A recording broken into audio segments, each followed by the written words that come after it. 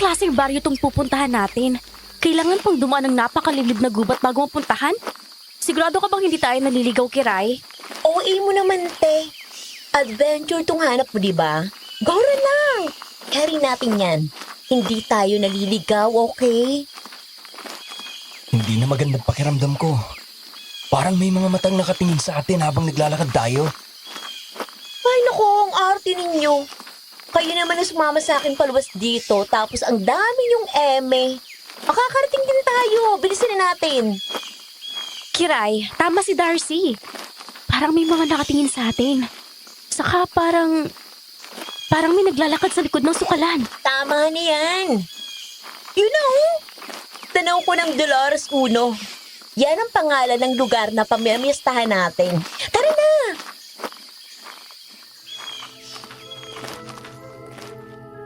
Naranasan mo na rin ba yung ganito? Sumama ka sa isang lugar para mamiesta, pero hindi ka pamilyar sa lugar na pupuntahan kasi nakisabit ka lang. Dumaan muna kayo sa isang liblib na daan at hindi pa kayo nakakarating, parang sinasabi na sa'yo ng paligid na huwag nang tumuloy. Kung ikaw ang nasa ganitong sitwasyon, tutuloy ka pa ba? Pero paano kung hindi lang basta pamimiesta ang ipupunta ninyo rito? Kailangan mong samahan ng isang kaibigan na may hinahanap at kailangan mong tumakas pansamantala sa realidad ng iyong buhay. Ngayon, kung gusto mong makapakinig ng ganitong klaseng kwento, pakinggan mo ang nakakatakot na karanasan ng magkakaibigan sa kanilang pamimiesta. Paki-comment ng inyong reaksyon sa comment section at huwag kalimutang mag-like and subscribe. Maraming salamat po. Magandang araw po sa inyo, Miss Anne, at sa lahat ng tagapakinig. Isa kong avid listener ng inyong channel at naglakas loob na rin akong ibahagi ang sarili kong kwento. Itago niyo na lang po ako sa pangalang Angel. 35 years old na sa kasalukuyan. Nangyari ang nakakakilabot kong karanasan taong 2011. Ito yung mga panahon na marami akong iniindang problema. Ang mga magulang ko ay hindi na nagkasundo pero pinipilit pa rin nilang magsama. Mabuti na lang meron akong mga kaibigan, sina Kiray at Darcy. Bakasyon nang maisipan naming tulungan si Kiray na hanapin ang pamilya niya na namimiesta lang daw. Sinamantala naman namin ni Darcy ang pagkakataong yon para maglibang dahil parehas kaming may pinagdadaanan. Lumuwas kami para lang pumunta sa baryong yon at pagdating doon, normal pa lang ang lahat.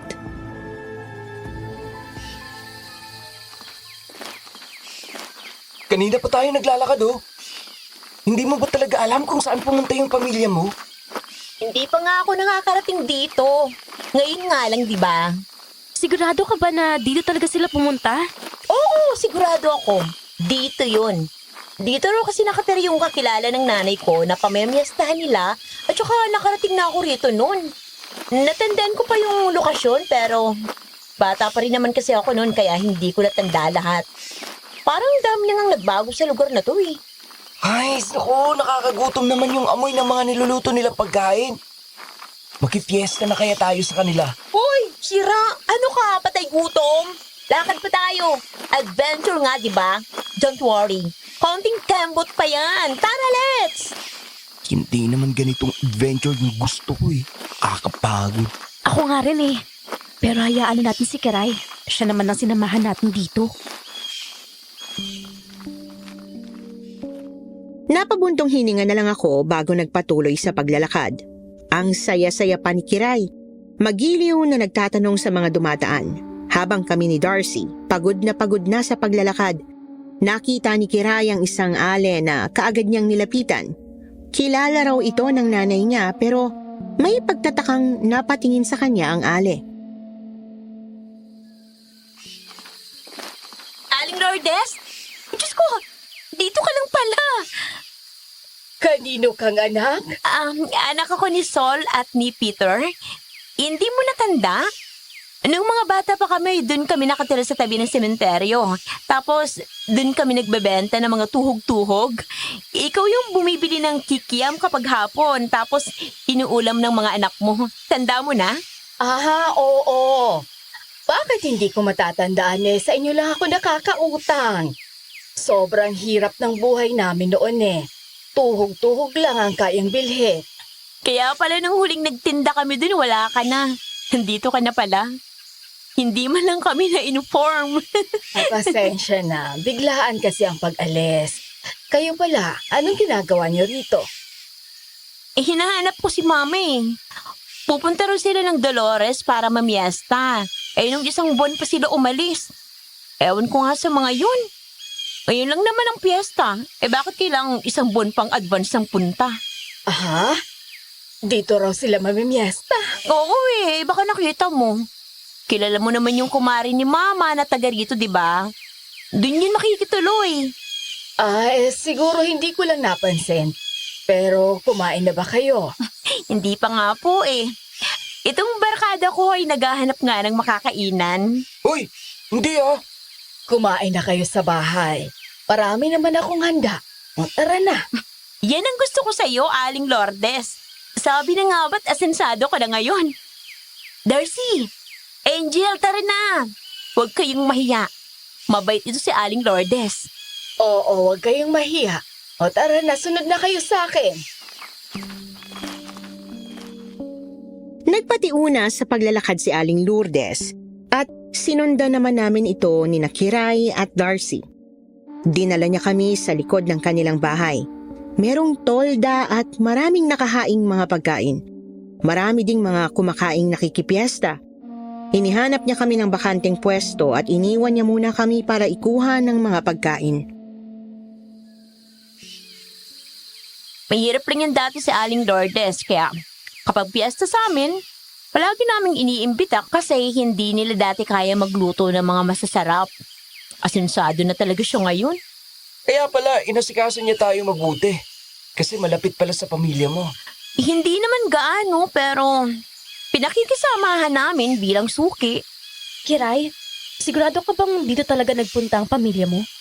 Kasi kung isang buwan na sila rito, ibig sabihin, dapat nakita nila si Aling Lourdes. Parang ang liit lang naman ang lugar na to. Ay nako, ewan ko rin. Yan na si Aling Lourdes. Kumain na muna tayo bago isipin yun. Eto, dinala ko na lahat ng putahe para matikman nyo lahat. Kumuha na lang kayo doon kapag kulang. Sige po, Aling Lourdes. Salamat ha. Siya, dyan na muna kayo at aasikasuhin ko lang yung ibang bisita. Sige lang, Aling Lourdes. Kumain na tayo. Darcy, Angel, huwag na kayong mahiya. Wow! Kaldereta, paborito ko to! Yan, sige. Kumuha ka. Pinauna ko na muna silang sumandok. Naglingon ako sa paligid. Napansin ko na para bang ang seryoso masyado ng mga tao habang kumakain. Parang hindi man lang sila nag-e-enjoy sa piyesta. Sa hindi malamang dahilan, ay may nararamdaman akong kakaiba sa kanilang mga presensya. Napansin ni Darcy na hindi pa ako kumukuha ng pagkain kaya naman ipinagsandok niya na ako ng kanin at ulam. Ipinagsandok na kita. Mukhang malalim na naman ang iniisip mo. Salamat. Sarap. Ang sarap ng ano nila rito anong tawag dito? Menudo yan. Yun, minudo. Parang hindi nabibili sa tindahan yung sauce na ginamit Parang purong kamatis kaya malasa. Napansin mo naman, walang mga tindahan dito.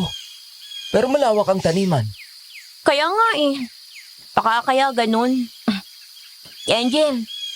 Uy, ayaw mo bang kumain? Nakatulala ka na naman.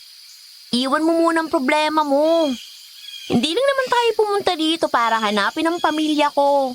Isinama ko rin kayo rito para maglibang. Oo nga, tama si Kiray. Takasan muna natin kung ano man yung mga nagpapabigat sa atin. Napansin ko lang kasi, parang ang weird ng mga tao.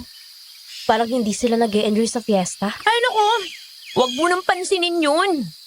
Moment nila yun Masarap kasi yung pagkain kaya siguro feel nila. Oo nga, kumain ka na, Angel. Kailangan natin ng lakas kasi mamaya, Hahanapin natin yung pamilya ni Kiray. Okay ba yung lasa ng mga pagkain? Ay, masarap te.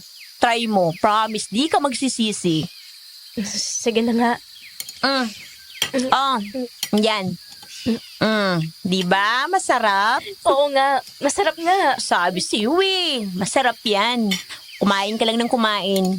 Kalimutan mo muna ang mga problema mo, okay? Hindi ko may tatanggi na masarap talaga yung mga pagkain. Ibang-iba ito sa inaasahan ko na walang lasang asin at malansa ang karne. Pagkatapos namin kumain, nagpahinga muna kami sa loob ng bahay ni Aling Lourdes. Simple at maaliwalas ang kanyang bahay na gawa lang sa kahoy at hindi sementado. Parang sinaunang yari. Halatang walang ibang nakatira kundi ang ginang dahil wala kaming ibang makita sa bahay na yon.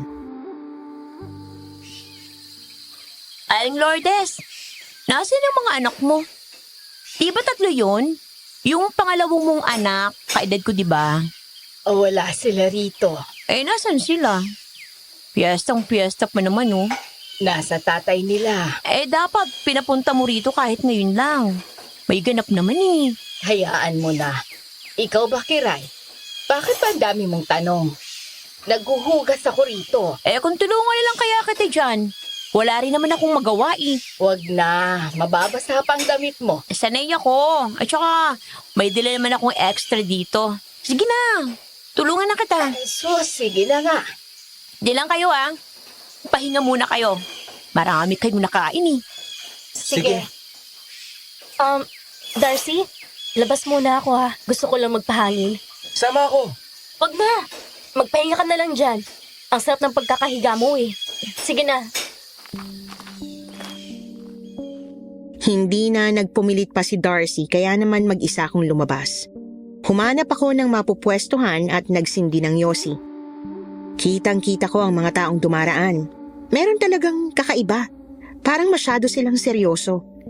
Hindi ko alam kung dahil ba malungkot ako kaya ganoon ang nararamdaman ko o dahil may iba talaga sa kanila. Masyado akong nalibang sa pagmamasid. Hindi ko na namalayan na katabi ko na pala si Darcy at inalis niya ang yosi sa aking bibig. Ano ba, Darcy? Nagyoyosi ka na naman. Kailan mo ba ititigil yan? Kapag itim ng baga mo, Mahirap itigil ang nakasanayan.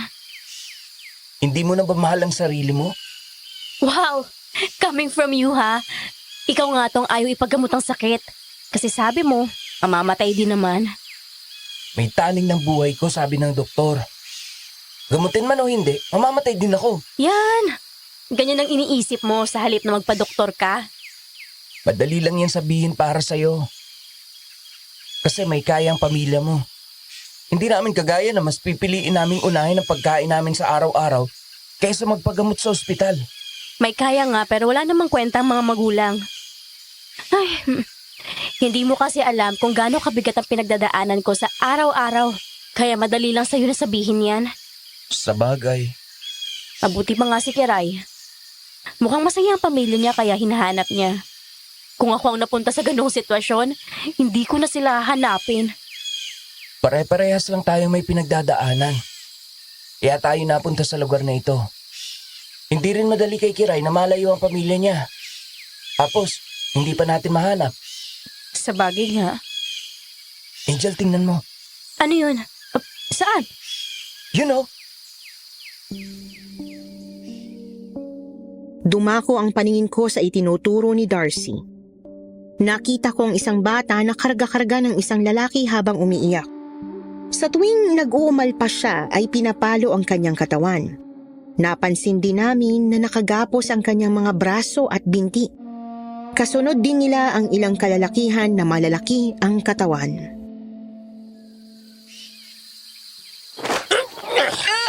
Tama na! Tama na! Bitiwan niyo ako! Bitiwan niyo ako! Tumigil ka, Buboy! Isa pang maglikot ka at malilindigan ka talaga. Ayoko mamatay! Ayoko! Ayoko! Matigas talagang ulo mong bata ka! Aray! Tama na! Tama na! Ay, Diyos ko! Anong gagawin nila dun sa bata? yun nga eh. Hindi ko maintindihan. Nakakapagduda talaga ang lugar na to. Parang may something talagang mga tao. Sabihin kaya natin kay Kiray na umalis na muna tayo. Hindi yun papayag.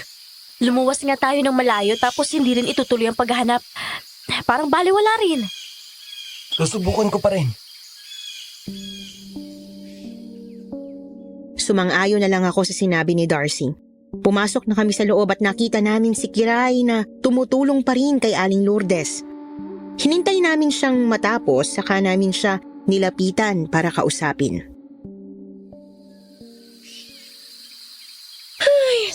Bongga talagang panda ni Aling Lourdes. Gabundok ng hugasin. Sa wakas, natapos din. Kiray, Ano yun, Darcy? uwi na kaya tayo? Mukhang hindi na natin mahahanap ang pamilya mo. Hindi rin alam ni Aling Lourdes kaya baka naman wala sila rito. Alam kong hindi sila pumunta rito. Tandang-tanda ko pa nung nagpaalam sila sa akin bago umalis. Balik na lang tayo rito sa isang araw. O hintayin mo na lang silang umuwi. Kasi matatapos na rin naman ang fiesta. Oo nga, Kiray. Di ba sabi mo, pumunta lang sila rito para makipiesta? Uuwi na yun bukas. Hintayin mo na lang. Hindi kasi ganun ang nararamdaman ko sa pamilya ko eh. Nakaramdam ko talaga, kailangan ko silang hanapin. Kiray, nag-overthink ka lang. Uuwi din yung pamilya mo. Huwag kang mag-alala. Akala ko ba gusto niyong lumayo muna sa inyo, tapos gusto ninyo ng adventure, kaya rin kayo sumama sa akin. Marami pa namang lugar na pwedeng puntahan eh. Eh bakit biglang ayaw niyo na sa lugar na to? May nakita ba kayong kakaiba?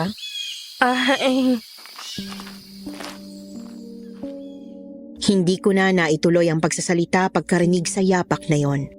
Sabay-sabay kaming napalingon at nakita naming pumasok si Aling Lourdes habang dala ang isang malaking mangkok ng tirang ulam. Dito na kayo magpalipas ng gabi, Kiray. May program mamaya. May mga sayawan. Baka doon mo makita ang pamilya mo. Kasi lahat ng taga rito ay pumupunta doon. Ay, talaga po? Anong oras po? Mga 9:00 ang simula. Sige po. Darcy, Angel, punta tayo ha. Baka doon natin makita ang pamilya ko, tsaka chance na rin natin para mag-party-party. Ano, paig kayo? Ikaw, Angel, ano sa tingin mo? Sige. Yes! Aling Lourdes, goran-gora kami dyan! Yan. Pumunta kayo para sulit ang pagpunta nyo rito. Nagkatinginan na lang kami ni Darcy at kapwa kami hindi na lang tumanggi dahil gusto talaga ni Kiray makita ang pamilya niya. Pasado 9:00 ay nandoon na kami sa lugar kung saan gaganapin ang program. Isa lang itong malaking tolda na punong-puno ng mga speaker. May mga tumutugtog din na iba't ibang instrumento at ang pinakailaw ay ang malaking apoy sa gitna. Marami ring iba't ibang nakahandang pagkain. It's party time! Tingnan mo nga naman si Kiray. Hahanapin daw ang pamilya niya pero mas inuna pang mag-party-party. Kaya nga eh. Parang hindi dayo. Kung kani-kanino nakikipag-usap. Tayo pa yata ang kailangang maghanap kasi matatapos na ang gabing to, baka malasing na yan si Kiray. Pagsabihan mo kaya, Hindi nga yan nakikinig sa akin eh. sa akin din kaya. Ay, naiihi pa ako. Ay, ano ba yan? Hindi ka pa ba umihi kanina bago ka umalis? Kalimutan ko eh. Si Kiray kasi nagmamadali. Eh paano yan? Saan ka iihi? Sa likod. Sira ka. Baka may makakita sa'yo. Hindi yan, akong bahala. Dito ka muna ha. Ingat ka ha. Oo, kaya ko sarili ko. Hindi talaga ako iihi. Gusto ko lang magyosi. Tsaka hindi ako komportable sa lugar na maraming tao na nagkakasayahan. Pagdating ko sa likod ay agad kong sinindihan ang aking yosi at nagpakawala ako ng malalim na buntong hininga pagkabog ako ng usok. Maya-maya nakita ko na naman yung mga taong may dalang bata. Nang mapagtanto ko na dadaan sila sa kinaroroonan ko, agad akong nagtago. Bitiwan niyo ako! Bitiwan niyo ako! Ayoko pang mamatay! Mahimik ka. Kung ayaw mong dito pa lang sa daan ay unahan na kita. Ayoko pang mamatay! Sige na! Bilisan nyo na! Nag-alala ako dun sa bata kaya naman pagkadaan ng mga taong yon ay naisipan ko silang sundan ng palihim. Akmang hahakbang na ako nang may humablot sa aking braso. Paglingon ko ay nakita ko si Darcy.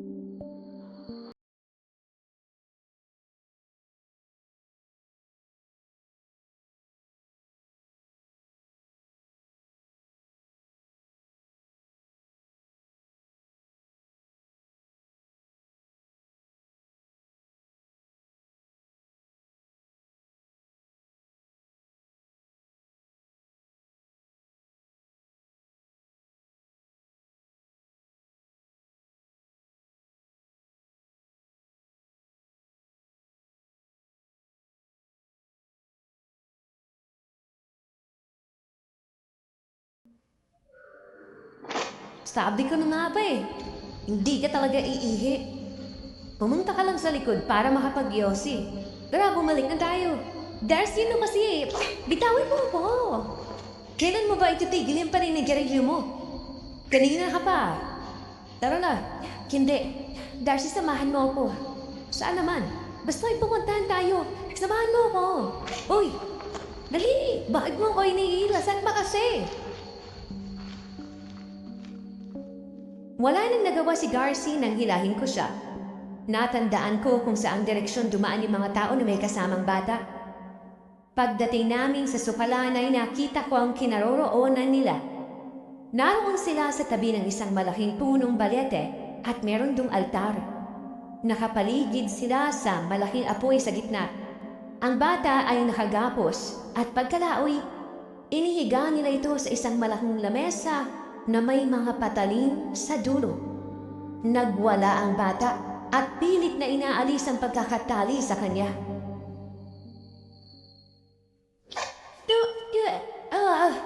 Pawalan niyo ako rito! Huwag niyo hayaan na mahawala ang bata na yan. Painumin niyo na kala para manghina. Ayaw po! Ayaw po uminom yan! Manahimik ka! Darcy, hindi magandang nararamdaman po. Parang nahulaan ko na kung anong gagawin nila dun sa bata. Ang brutal naman nila kung gano'n ang gagawin nila. Panoorin na lang natin. Ragno! Nagkasalan ko na mga gagamitin nating patalim. Pwede na nating simulan ang pag-aalay sa bata. Sige po. Po! Bakit po mo? Bakit ako? Dahil isa kang bastardo, anak ka ng tatay mo sa labas, at hindi pwedeng malaman ng asawa na nabuho ka. Wala na rin mag-aasikaso sa'yo. Dahil patay ng lola mo. Isa ba, mahina ang katawan mo kaya hindi ka pwedeng magtrabaho. Sa ating lahat dito, ikaw ang pinaka-nararapat dito. Dahil ang po anak ako sa labas, papatayin niyo na ako. Dahil ang mahina ang katawan ko. Hindi niyo na ako hayaan mabuhay. Ang tatay mo ang may gusto nito at hindi kami. Wala na rin kami magagawa. Dahil kailangan kami nito. Kapag hindi, alam mo na ang mangyayari. Ang sama ninyo! Ang sama ninyo! Mahimik ka na! Lahat to, huwag na nating sayahin ang oras. Gawin mo nang dapat gawin sa batang yan. Oo. Wag! Wag! Mahimik ka! Akin ang patali! Opo, para gawin niya na. Para gawin niya na.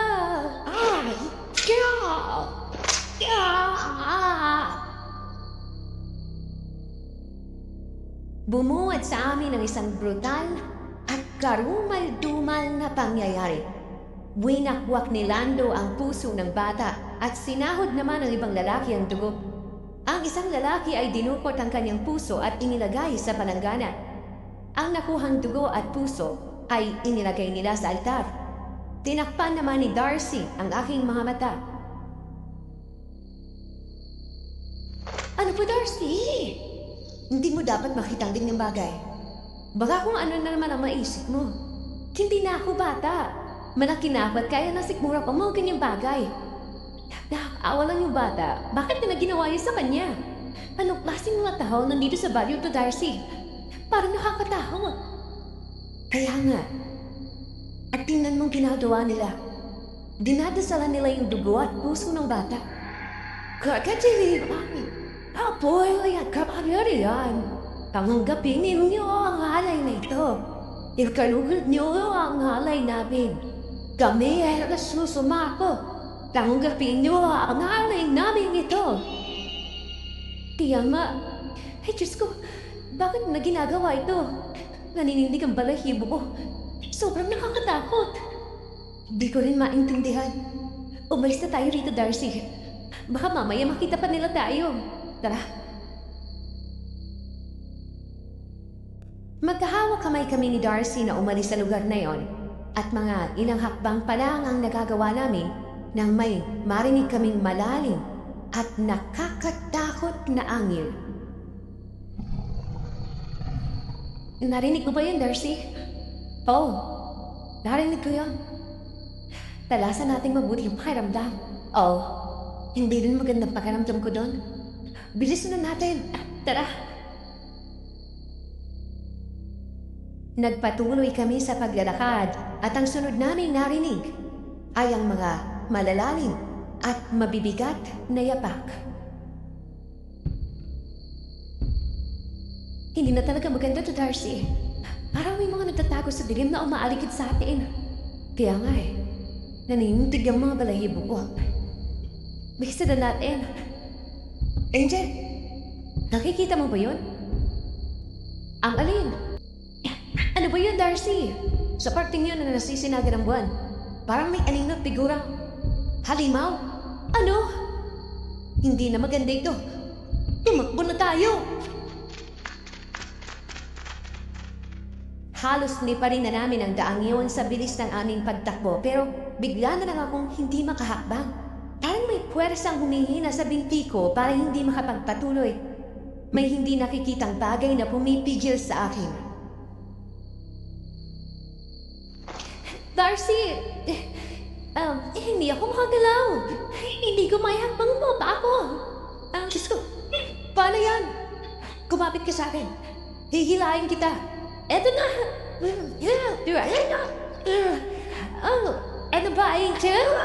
Huwag mong nandigas ang binti mo. Hindi kita mahila. Hindi ko tinitigas. Wala akong ginagawa. Yan nga pinagtataka ko. May umihila sa binti ko na hindi ko nakikita. Yan, subukan ko ulit. Higpitan mo pang kapit sa kamay ko. Sige. Aray! Bakit? Anong nangyayari sa'yo, Darcy? Parang may humang pa sa mukha ko na hindi ko nakikita. Ano? Ay, Diyos ko, anong nangyayari? May humahapa sa mukha mo tapos may umihila sa paa ko? Aray! Tamsik pura. Ay, Diyos ko, ano na ito? Hindi pa rin ako makagalaw kahit anong gawin ko. Aray! May umihila sa buhok ko. Kakargahin na kita, Angel. Umalis na tayo rito. Parang pinaglalaruan tayo sa lugar na to. Sige. Saan yun ang galing? Hindi ko rin alam. Wala akong makita maliban sa ating dalawa. Ay, Diyos ko. Natatakot na ako, Darcy. Hindi ko na maintindihan ko anong nangyayari. Kakargahin na talaga kita. Sige, Darcy. Bilisan mo. Hindi talaga kita makarga, Angel. Ay, Diyos ko. Paano na ito? Ay, Diyos ko. Ilan naman yung angel na yon? Ay, Diyos ko, saan ba yun ang gagaling? Hindi ko rin maintindihan. Teka. Tara. Aray. May sumasakal sa akin. Ha? Wala akong nakikita. Ramdam ko, Angel, sa leg ko. Wala talaga akong makita, Darcy. Wala talaga. Aray. Diyos ko. Ano ba nangyayari? Feeling ko, nandito lang sila. Hindi lang sila nakikita. Hindi nakikita ang kalaban natin, Darcy. Angel, Anino? Ang dami pa parating na anino! Ha? You know, tingnan mo! Oo nga! Ang dami nila! Ay, Diyos ko! Ano ito?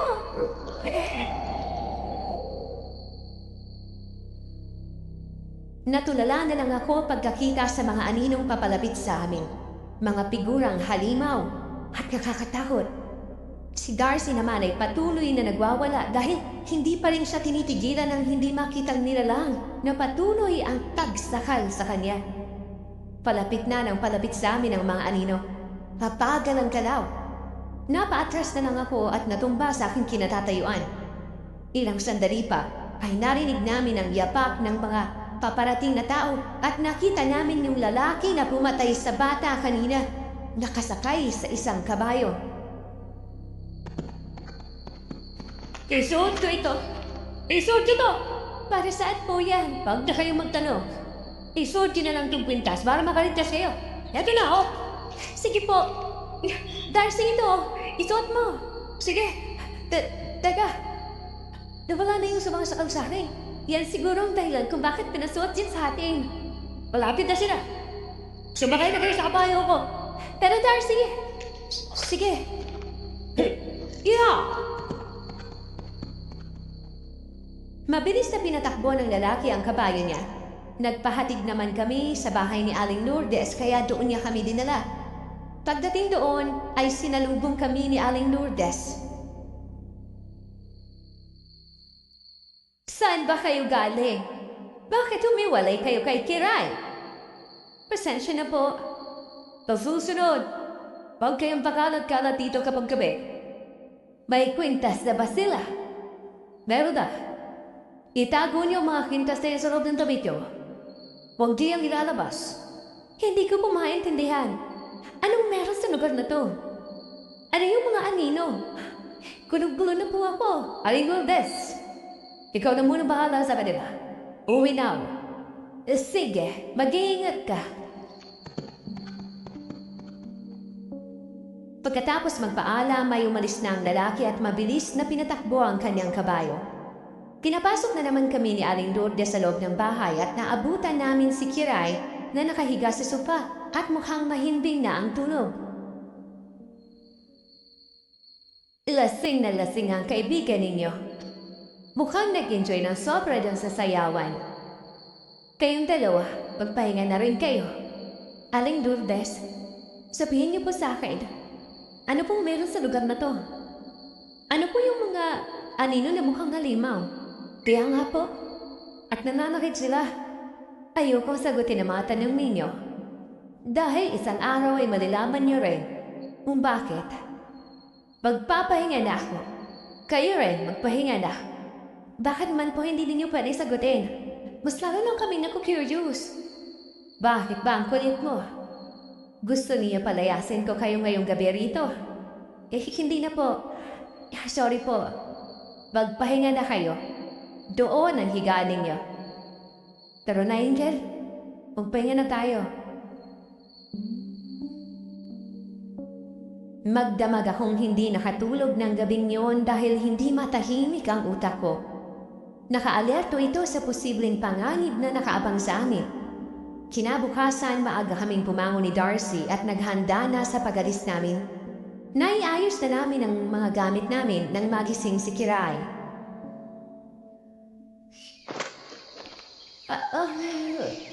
Sakit ang ulo.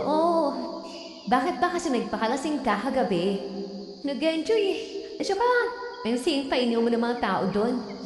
Kayo ba? Saan kayo pumunta kagabi? Oy, huwag yung sabihin na nag-date kayong dalawa sa dilim. Ito kasi si Angel, nag-iosip pa sa dilim tapos ang daming nangyari. Bakit? Ano bang nangyari? May isang lugar na parang altar kung saan nagsasagawa ang mga lalaki rito ng ritual. Tapos, may isang bata silang pinatay para kuhanin ng dugo at puso. Ha? Hindi lang yun. May mamahalimaw na hindi nakikita at nalalakit siya. Sinakalingaan niya ako eh. Ang tanging makikita mo na sa kanya ay anino. Ano?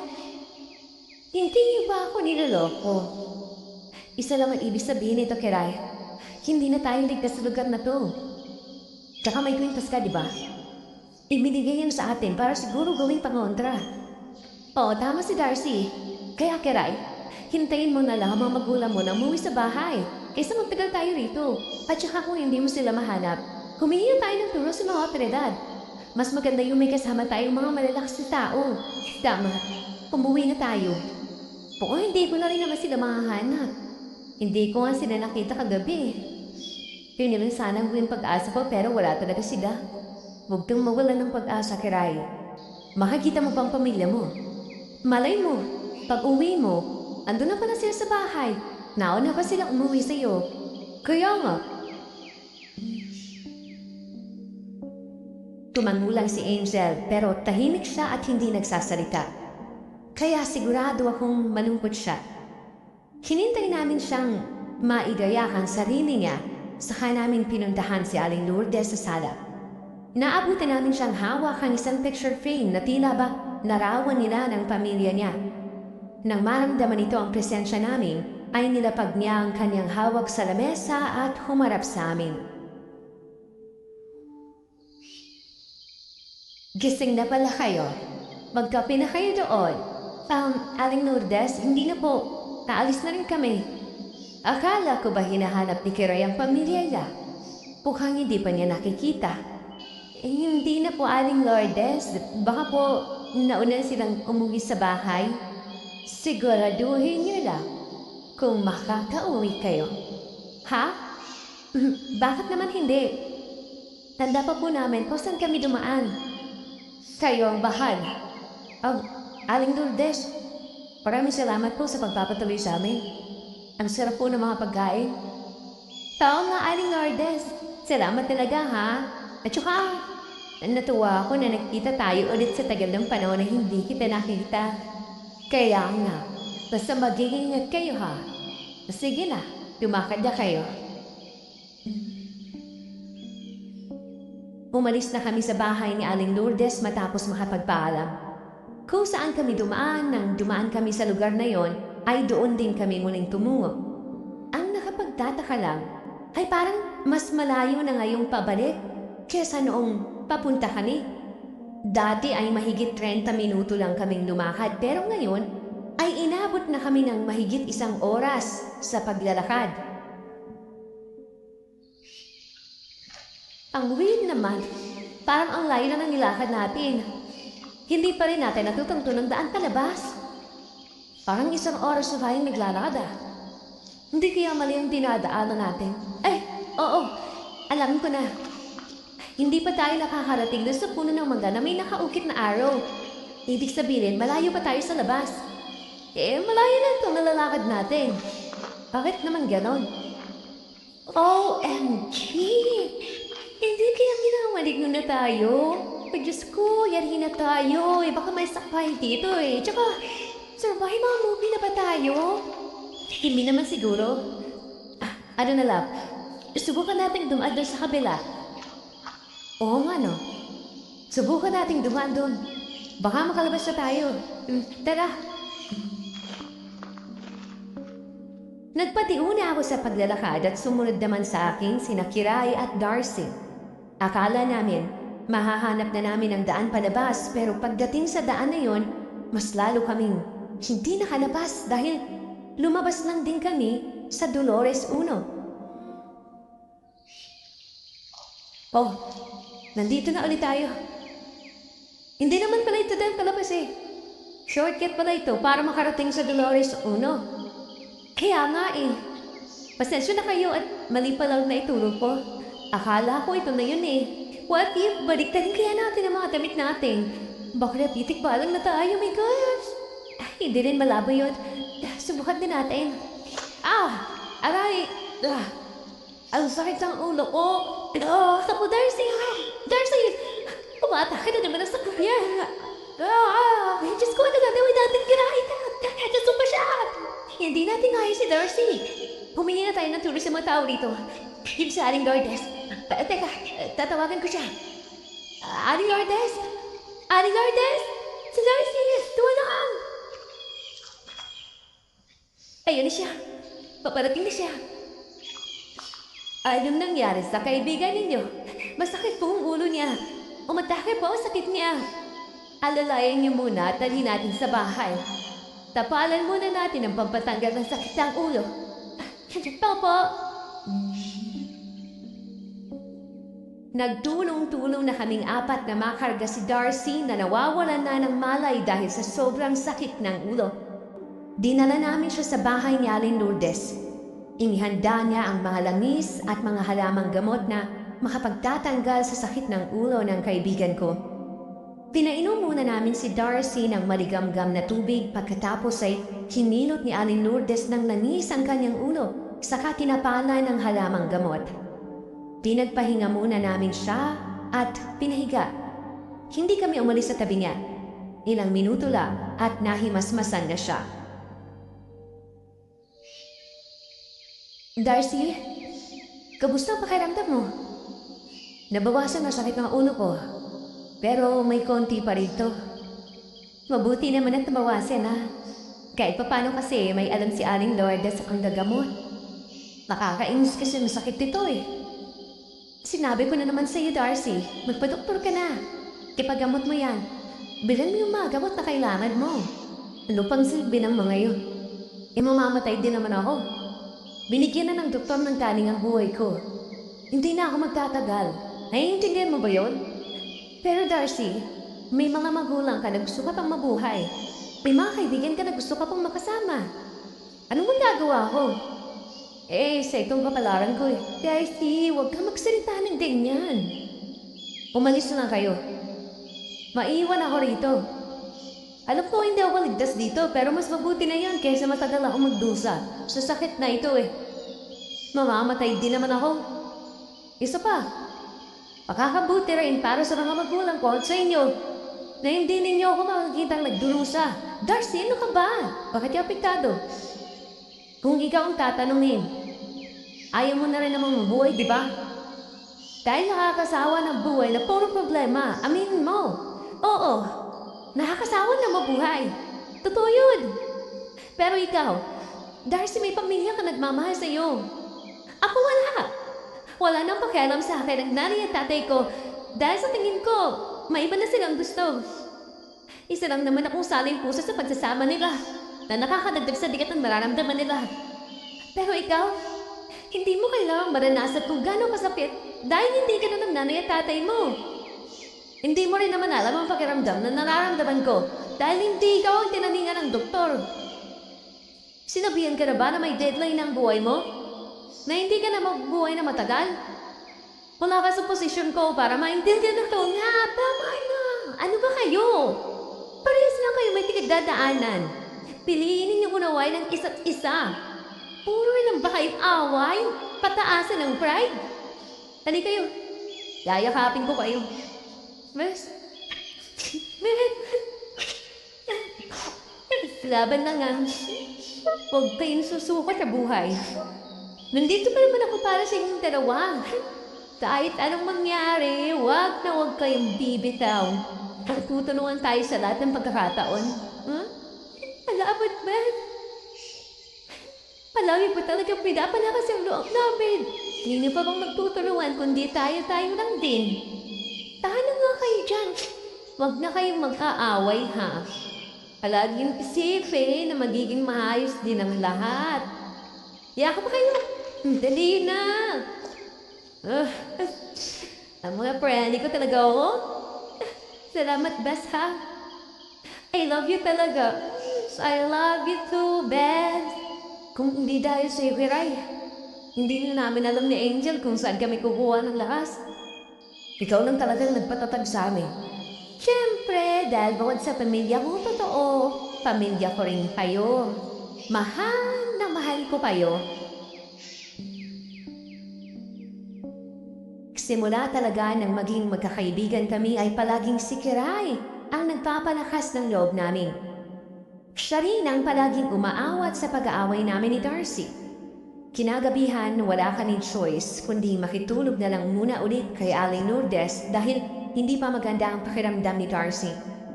Pinuntahan naman kami ng ginang sa kwarto namin para paalalahanan.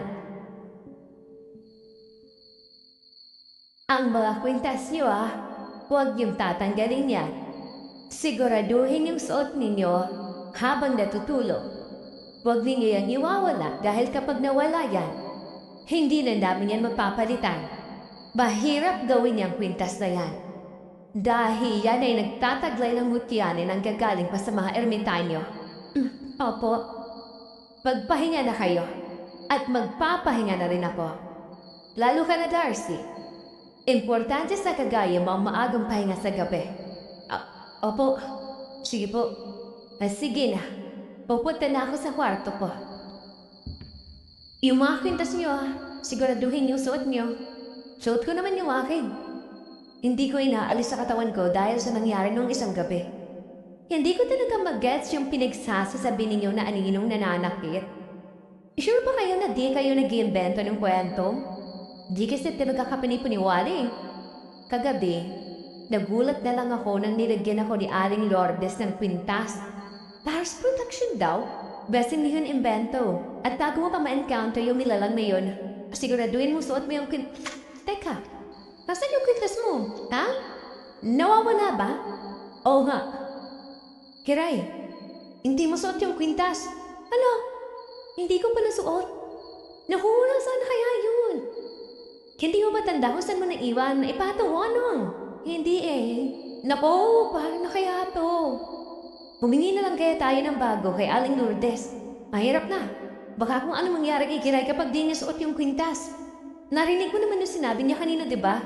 Hindi na pwede humingi ulit kapag nawala yung kwintas natin. Kasi mahirap daw yung gawin. Paano na yan? Paano si Kiray? Mga bes, anong gagawin ko? Delikado pa talaga to? Paano na nga yan, Angel? Mukhang hindi maganda to. Gawin na lang natin lahat para protektahan siya. Huwag kang mag-alala, bes. Poprotektahan ka namin. Nagkatinginan na lang kami ni Darcy. Parehas kaming nag-aalala. Hinanap namin ang kwintas ni Kiray sa lahat ng sulok ng bahay pero hindi talaga namin nakita kahit naghalughog na kami.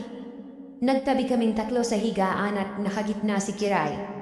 Ang lakas ng kabog ng dibdib ko ng mga oras na yon at pare-parehas kaming hindi makatulog dahil nananatiling alerto ang utak namin.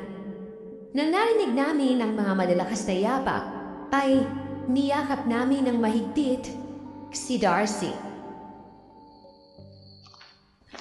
Bes, yun na ba yung sinasabi ninyo? Ay, Diyos ko, natatakot ako. Huwag kang matakot, Bes. Nandito kami ni Darcy para protektahan ka. Pero, Bes, yung kwintas hindi ko suot. Huwag kang mag-alala. Kakayanin natin to. Nandiyan na siya. Bes, huwag kang mag-alala, Bes. Kumapit ka lang sa akin. Kapit lang. Bes, kapit lang itong mahigpit. Tingnan ninyo. Parang nabubutas yung bintana. Ay, Diyos ko. Pinapasok na niya tayo. Pero hindi talaga siya nakikita. Hindi natin alam kung paano natin siya lalabanan. Tingnan niya yun. May panihito. Ha? Oo nga. Nandiyan na yung anino. Diyos ko, nagtama nga kayo. Hindi na ito maganda. Pumunta tayo kay Aling Lourdes. Baka alam niya pangwanda dito. Tama. Lumabas tayo ng kwarto. Magkahawak ang kamay namin na pumunta sa tinutunugan ni Aling Lourdes. Nadakna namin ang ginang na nakahiga sa kanyang papag at mahimbing nang natutulog. Nabulabog ang ginang sa ingay ng aming mga yapak. Kaya naman nagising ito at gulat na tumingin sa amin habang pakisap-kisap pa ang mga mata. Anong problema ninyong tatlo? Aling Lourdes, huwag kayong magkunwari na wala kayong alam sa nangyayari. Kayo ang unang nakakaalam kung ano meron sa lugar na to, hindi ba? Baka po alam ninyo kung ano pwedeng gawin. Kung ano pang mantra kasi nagsisimula na siyang magparamdam. Ito po siya! Aling Lourdes, tulungan niyo po kami. Ano pong gagawin namin? Magyalan po ba kayo? Sinabi ko naman kanina na huwag ninyong kalilimutang isuot ang kwintas. Pero, Aling Lourdes, nawawala po yung kay Kiray. Oo nga po, Aling Lourdes, paano na po yun? Nawawala po yung sa akin. Hindi ko nakasalanan yan. Nasabihan ko na kayo at nagbigay na ako ng babala. Hindi kayo nakinig.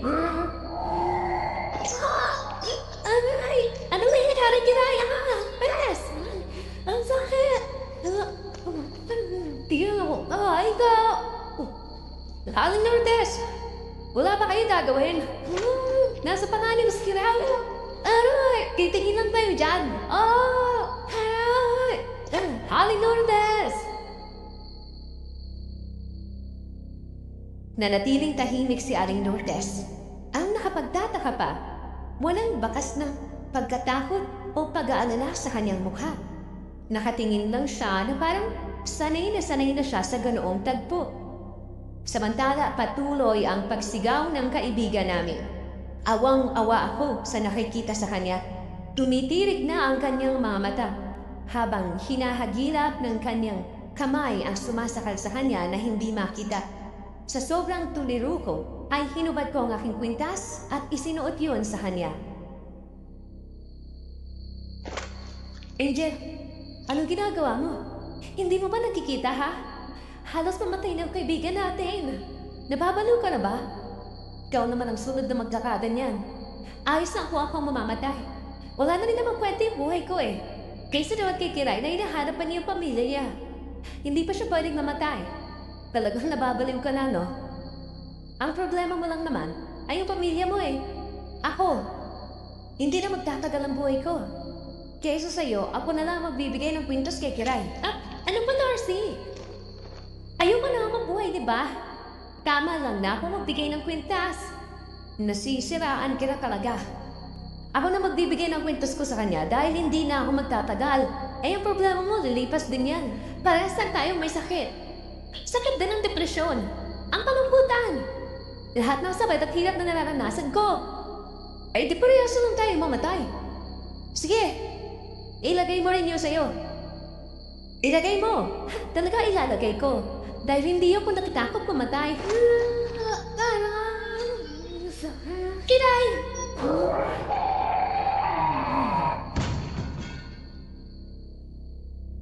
Pagkatapos ng malakas na kalabog na sinundan ng malakas ding angil ng aswang, ay naglaglagan ang mga gamit. Nakita namin ang maraming anino na naglilutang sa liwanag. Napuno ng mga angil ng aswang ang paligid.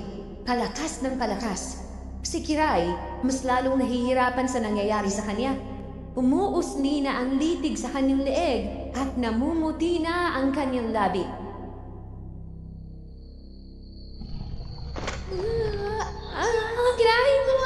Kiray!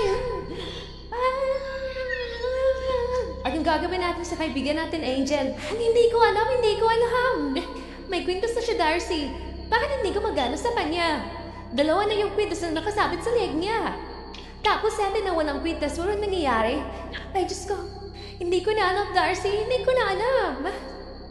Ano? Aling Lourdes, wala ba kayong gagawin? Tutuwa nga lang kayo sa nangyayari sa kaibigan namin. Hindi ba matatantin kayo na kinabang sa pamilya ni Kiray? Naging mabuti sila sa iyo, tapos wala kang gagawin, ha? At saka bakit ganito, Aling Lourdes? Kahit na may kwintas na siya, patuloy pa rin siya sinasapan ng mga aninong yon. Alam mo ito. Sabihin mo, sagutin mo mga tanong namin. Hindi gagana mga kwintas na yan sa kanya. Dahil hindi naman yan sa kanya. Kiray! Ano nangyayari? Bakit siya lumulutang sa ere?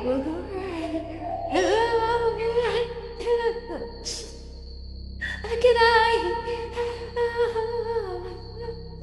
Aling Lourdes, ano na? Wala talaga na yung gagawin, Aling Lourdes, ang kaibigan namin. Kiray! Thirsty, ano nangyayari? Dumidilim ng paligid sa dami ng mga anino. Tama na! Tama na! Nakakatakot. Nakakakilabot. Tumatayo na talaga ang balahibo ko sa mga nangyayari. Madilim na ang paligid sa dami ng anino tapos humangin ng malakas na halos tangayin na kami ni Darcy. Si Kiray, patuloy na itinataas sa ere at sinasakal pa rin ng itim na anino. Awang-awa na ako sa kaibigan ko dahil talagang nagmamakaawa na ang kanyang boses. Hirap na siya. Napaiyak na lang ako sa mga nangyayari tapos si Aling Lourdes, parang wala lang sa kanya ang lahat. Ilang sandali pa nawalan na ng ulirat ang kaibigan ko. Namuti ang kanyang mga mata at lumuwa ang dila. Tapos bigla na lang siyang ibinagsak sa sahig. Kiray! Kiray! Gumising ka! Kiray! Kiray, gumising! Naririnig mo ba kami? Gumising ka, Kiray! Kiray! Gumising ka, Kiray! Gumising ka! Gising! Franz! Gising! Kiray! Gumising ka! Sino ba kayo? Ha? Bakit hindi kayo magpakita? Bakit kami? Bakit ang kaibigan ko? Anong ginawa ninyo sa kaibigan namin? Anong ginawa ninyo kay Kiray? Pagkatapos ng malakas na tawanan yun ng mga nilala, natahimik na ang paligid. Hadliwanag na ulit dahil nawala na ang mga anino. Ang naiwang tagpo, kaming dalawa ni Darcy ay nakaupo sa tabi ng nakahandusay na si Kiray. Si Aling Lourdes, hindi pa rin umaalis sa kanyang kinatatayuan. Nagmistulang wala pa rin pakialam. Si Kiray hindi pa rin nagigising. Nakatirik ang kanyang mga mata at itim na ang kulay ng labi. Pinunsuhan ko siya at tiningnan ang heartbeat pero wala na. Wala ng pulso. Darcy, pulsan mo nga si Kiray. Baka nagkakamali lang ako. Bakit? Wala akong papulso. Wala akong parinig. Baka nagkakamali lang ako. Pero ito na. Wala nga. Angel. Wala na si Kiray. Wala na kaibigan natin. Hindi, Darcy. Huwag mo sabihin yan. Baka nagkakamali ka lang. Ulitin mo. Gawin mo ulit. Baka yung sa... wala na. Wala na talaga, Angel. Kira. Kasi kaibigan natin. Ilibing yun na yan. Wala na tayong magagawa. Ano? Anong klaseng tao ka? Wala ka naman pamiyalang tapos ganyan pang sasabihin mo. Wala na akong magagawa. Pularya ka! Anong klaseng tao ka? Alam namin may alam ka pero wala kang ginagawa. Namatay yung kaibigan namin dahil sa'yo. Dahil pinabayaan mo siya. Darcy, tama na. Kahit magwala ka pa at magsisigaw, hindi naman ipapalik ang buhay ng kaibigan natin. Kasalanan naman niya, di ba? Wala siyang nagawa para may ligtas ang kaibigan natin. Kahit may alam naman siya. Aling Lourdes, bakit po? Bakit wala kayong ginawa?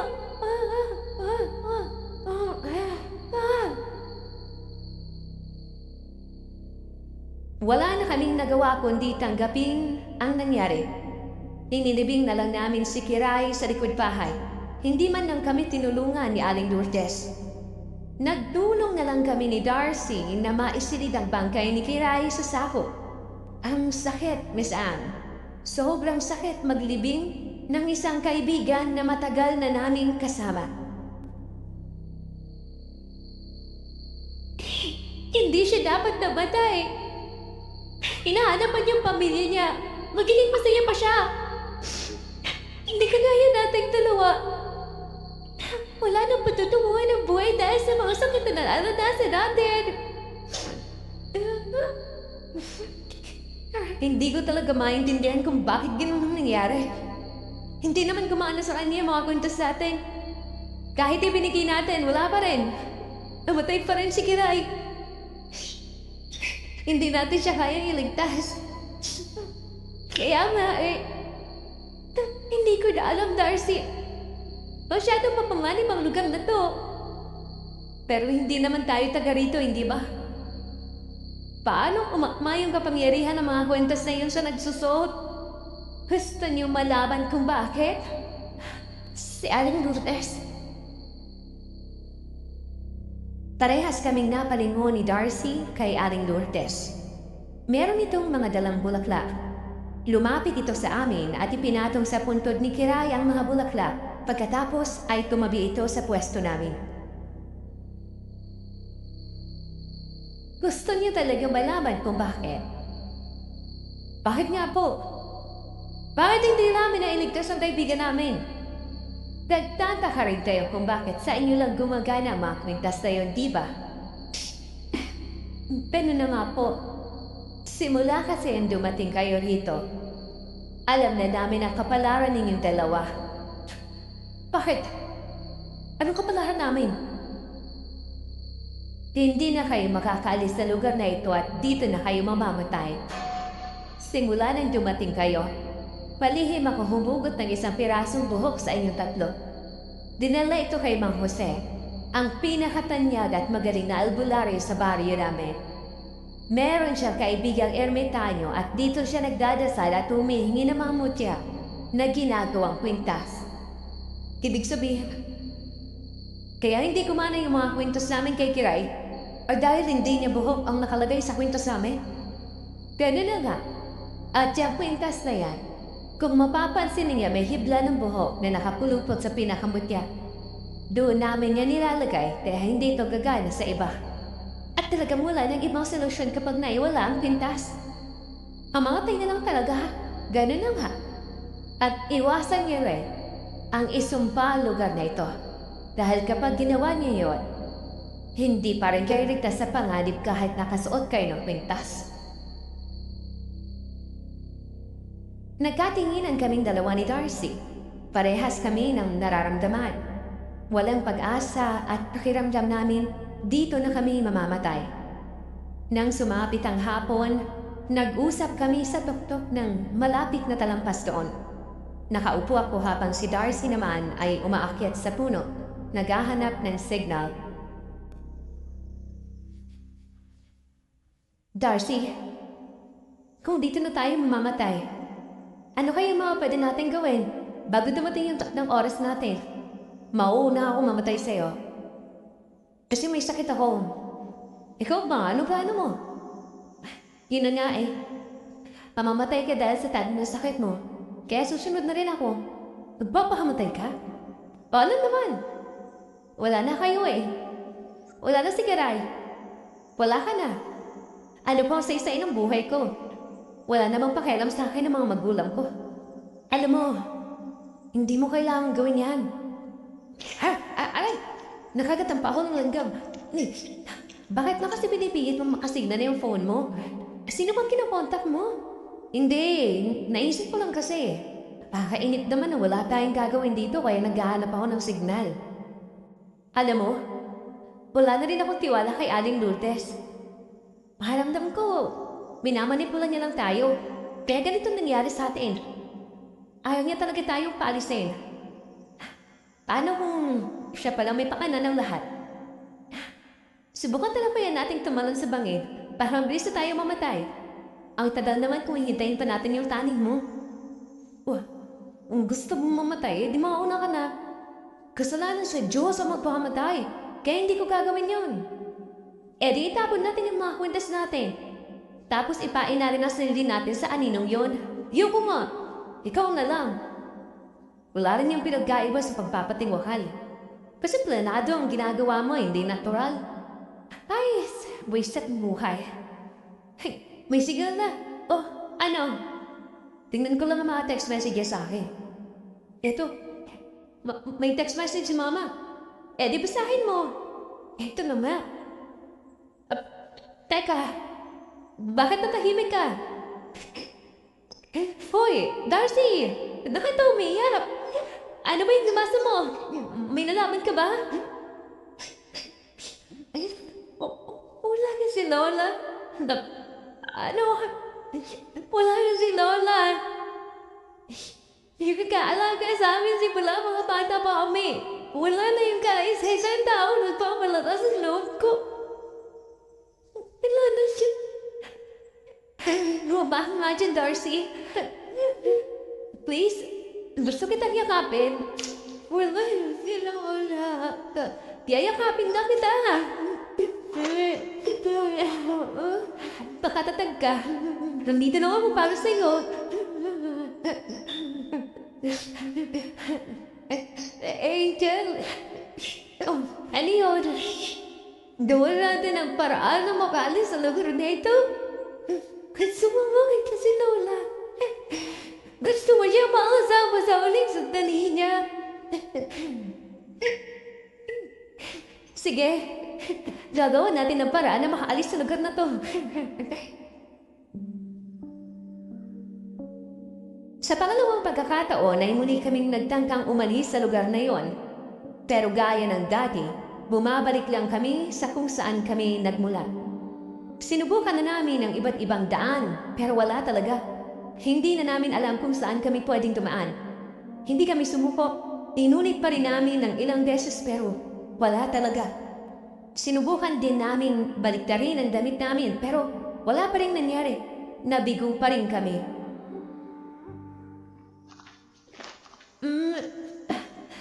Darcy, pahinga muna tayo. Pagod na ako. Kanina pa tayo paikot-ikot pero hindi pa rin natin makuha ang tamang daan. Naggaling tayo dun, di ba? Nasubukan na nating dumaan doon. Oh, Darcy, lahat ng posibleng daan palabas ay nasubukan na natin. Bakit wala pa rin? Baka may hindi pa tayo nasusubukan daanan. Darcy, nasubukan naman natin yung lahat. Pwede bang magpahiga muna tayo tapos mamaya ulit natin subukan? Bakit ganon? Darcy, isinusumpa ang lugar na ito. Namatay ang kaibigan natin dahil sa lugar na ito. Tapos ikinukulong pa tayo at tayo paalisin. Lahat ng nilalang dito isinusumpa ko kayo. Isinusumpa ko kayo. Darcy, ano ka ba? Kasasabi lang ni Aling Lourdes kanina na huwag nating isusumpa ang lugar na to dahil may mangyayaring hindi maganda. Kalokohan. Hindi mapagkakatiwalaan ang babae na yan. At sinabi na lang yun para manipulahin ang pag-iisip natin. Napupuno na ako. Ang dami na nangyari at hindi ko na mapigilan isumpa ang lugar na ito. Darcy, kahit ako rin ay hindi nagtitiwala kay Aling Lourdes. Pero totoo ang sinasabi niya. Yung tungkol na sa kwintas. Totoo, kung papatayin ako ng visit na aswang na yan, di mamatay na. Basta't isinusumpa ko ang lugar na ito sa lahat na nangyari. At hindi ko mapipigilan ang sarili ko doon. Darcy, ano ba? Tama na. Ang tigas ng ulo mo. Darcy, mukhang nandiyan na. Ano yan? Tumambad sa amin ang isang itim na usok mula sa hindi kalayuan na parang naglalakad. Palapit ito ng palapit sa kinaroroonan namin at palakas din ng palakas ang malalalim na angin.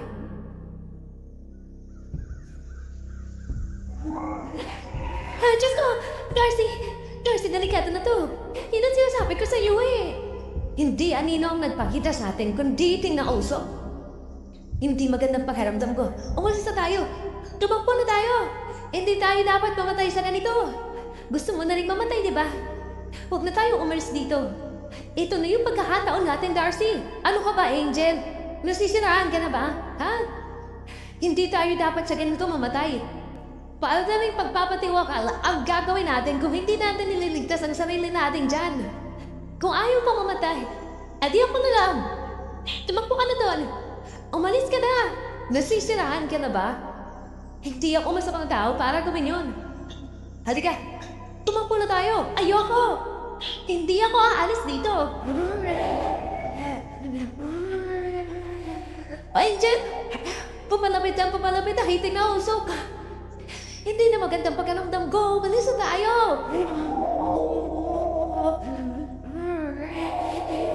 Umalis na tayo! Wala na akong nagawa nang hilahin ni Darcy ang kamay ko. Tumakbo kami ng mabilis papalayo sa lugar na yon pero sinusundan kami ng itim na usok at napakabilis nito. Parang isang buhawi kung kumilos.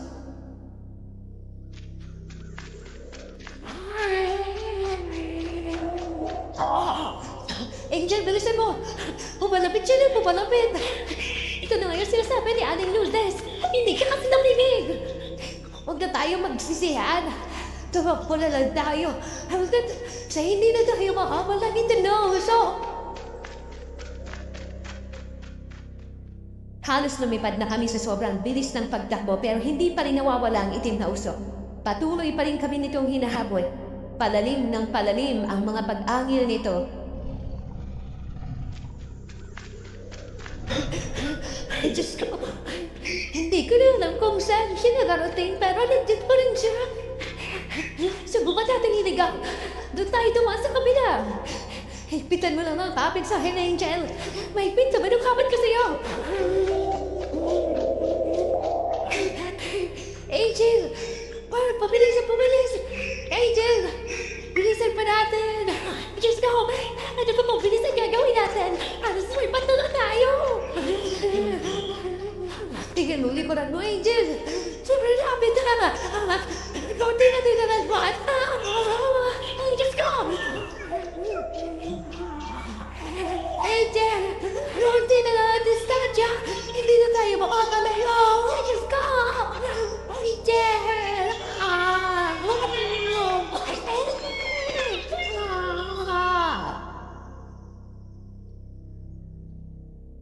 Hindi ko na alam kung ano ba talaga ang dapat kong maramdaman ng mga sandaling yon. Nakita ko si Darcy na pinapalot ng itim na usok. Halatang nasasaktan at nahihirapang huminga ang kaibigan ko.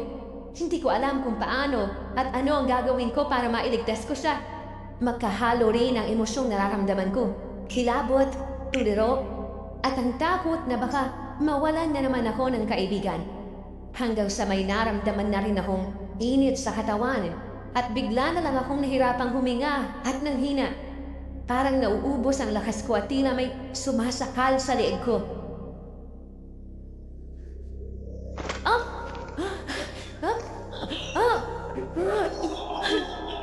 Kawalan mo ako!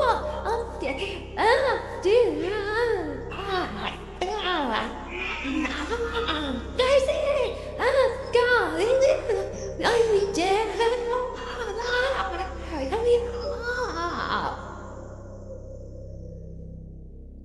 Nakita ko na lang ang kaibigan ko na itinataas ng itim na usok sa ere.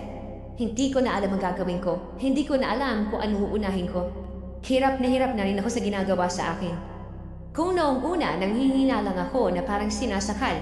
Ngayon naman, parang tinutusok ang buo kong katawan.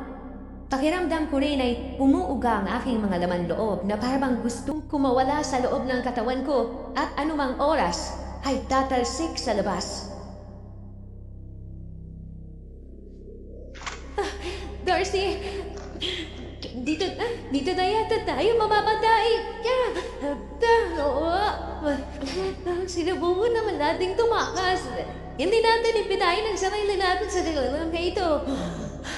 Baka dapat itanggapin na lang natin ang kapalaran natin.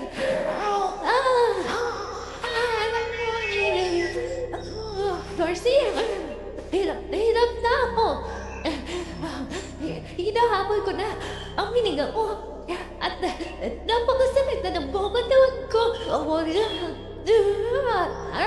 Hindi na rin yata ako tatagal. Hindi na yata talaga tayo tatagal. Mamatay tayo. Kasama natin si Kiray sa kabilang buhay. At papapasauwa natin si Luna.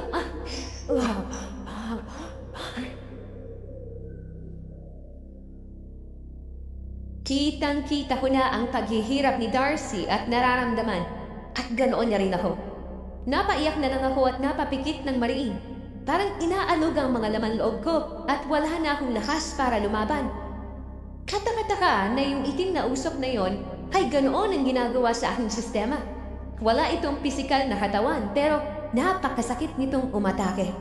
Akala ko talaga katapusan na namin yon pero may narinig akong mabilis na yapak sa kinaroroonan namin. Angel? May pag-asa pa tayo? May puparating. Nasaan? Yung lalaki nagdigda sa atin noong isang araw. Yung lalaki nagsasakay sa kabayo. Tignan mo, puparating siya. Sino siya? Puparating na siya. Napalingon ako sa sinasabi ni Darcy. Tama siya. Paparating na nga yung lalaki at literal na kami ang pupuntahan nito. Sinapian ako ng pag-asa pagkakita sa kanya, lalo na noong gumawi ito sa kinaroroonan namin. Pero ang nakapagkataka ay may dinukot itong punyal mula sa kanyang bulsa at nang makalapit sa amin ay sinugatan niya ang kanyang braso at pinatuno sa lupa ang kanyang dugo. Pagkatapos ay inabot niya kay Darcy ang hawak niyang punyal. Kaya may ginawa ko. Bakit yung gagawin niyo? Ano may itutulong ng pagpapatulo ko ng dugo sa lupa? Habagatulo niya para maligtas ka. Sigurado kung nagalit ang nilalang dahil isa sa inyo ang nagsumpa sa kanila. Hindi kayo may liligtas sa mga kwintas na nakasabit sa radyo. Dahil ang pinuno mismong sumugod sa inyo. Gusto nila ng dugo nyo. Kaya kung susugatan nyo ang katawan nyo at magpapakita ng dugo sa kanila, nagiging kalmado ang kanilang galit. Paano o may liligtas yan? Gawin mo na lang. Sa pagkakataong yun ay wala nang nagawa si Darcy kundi kunin ang kutsinyong iniaabot ng lalaki. Tinaga niya ang kanyang braso at tinatulo ang dugo sa lupa. Ilang sandali lang at nalaglag siya sa ere. Hingal na hingal ang kaibigan ko dahil sa sobrang sakit na napala niya. Sa akin naman sunod na iniabot ang kutsinyo at agad ko itong kinuha. Ugatan mong katawan mo para maligtas ka. Ito na. Aray. Natahimik na. Wala na yung sumasama sa akin. Wala na ako nararamdaman sakit. Teka! Si Darcy! Darcy! Aray! Ayos ka lang? Ang sakit ng buong katawan ko. Kumapit ka sa akin. Tulungan na kitang bumangon. Eto na. Ay! Dito muna kayo sa bahay. Mapagkakatiwalaan ka ba namin? Ililigtas ko ba kayo kung hindi niyo ako mapagkakatiwalaan? Sinong sira-ulong gagawa nun? Sumama na tayo, Darcy. Aalamin natin kung anong sikreto niya. Baka malaman din natin kung paano tayo makakaalis sa lugar na to. Kapag may hindi magandang nangyayari, umalis agad tayo, ha? Oo. Kailangan lang talaga nating samantalahin ang pagkakataon na to para mag-imbestiga at maghanap ng paraan kung paano makalis sa lugar na to. Ano? Kasama pa kayo? Papo, sasama po kami. O tara na. Sumakay na kayo sa kabayo ko. Nagtinginan muna kami ni Darcy bago sumakay sa kabayo. Naging alerto kami sa bawat pagtakbo nito sa kamay ng lalaki na yon. Dinala niya kami sa kanyang bahay. Gaya ni Aling Lourdes, isang sinaunang bahay lang din, nagawa sa kahoy pero mas maluwang ng kaunti. Dinala niya kami sa sala at pinaupo sa sofa na gawa sa Hawaiian. Sa lamesang katapat nito ay nakita namin ng 5 picture frame. Yung 3 ay may mga dalaga, ang isa ay binata, at ang isa pa ay isang ginang. Paupo muna kayo dyan sa at tiyaga ko lang yung mga herbal na itatapal ko sa katawan niyo. Sa naging kondisyon niyo kanina, ay kailangan ko kayong gamutin. Sandali lang po. Ano yun, Iya? Sino po sila? Sila ang pamilya ko. Yung 3 dalaga at isang binata. Mga anak ko, tapos yung isa ay asawa ko. Pabuti nga at meron kami na dalang printer dito bago kami lumipat. Nagkaroon ng mga picture na yan. Nakita niyo naman. Masyadong malayo sa kabias na ng bari na to. Nasaan na po pala sila? Wala na sila. Patay na. Pinatay po ba sila ng nilalang na umatake sa amin? Yung anino at itim na usok?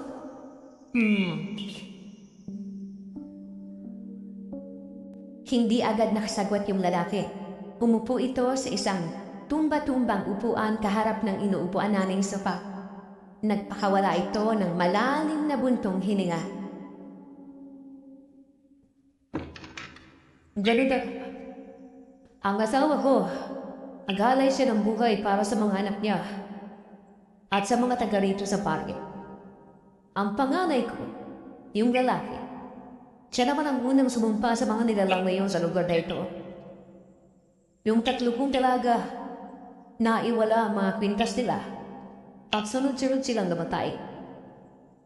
Pang-asawa ninyo ay nag-alay ng buhay niya kagaya ng ginawa ninyo sa bata? Yun lang ang tanging paraan. Kailangan ang isa sa amin ay mag-alay ng dugo at puso tuwing piyesta bilang handog sa kanila. Ang mga aswang na yun ay patuloy na nabubuhay at lumalakas lalo sa mga handog na dugo at puso tuwing araw ng piyesta. Hindi ko maintindihan. Bakit ginagawa yun sa inyo ng mga nilalang na yun? Makinig kayo. At ipapaliwanag kong mabuti. Sige po, ang mga aswang na yun, ang tunay na tagapamahala ng lugar na ito. Nandito sila bago pa dumating ang mga residente rito. Maraming nanirahan at nagsilipatan dito dahil mataba ang lupa at magandang magtanim. Dito rin gustong tumira ang mga tao na gustong malayo sa ingay ng kabayanan. Mga taong gusto ng tahimik na buhay pero kapag nakarating ka rito, hindi ka na makakalis.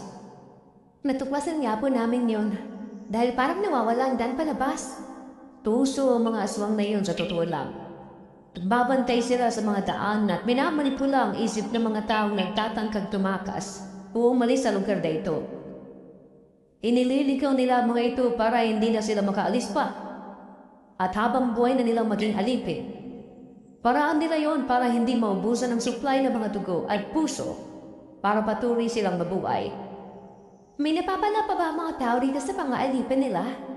Nakikinabang sila dahil sa matabang lupa ng lugar na ito.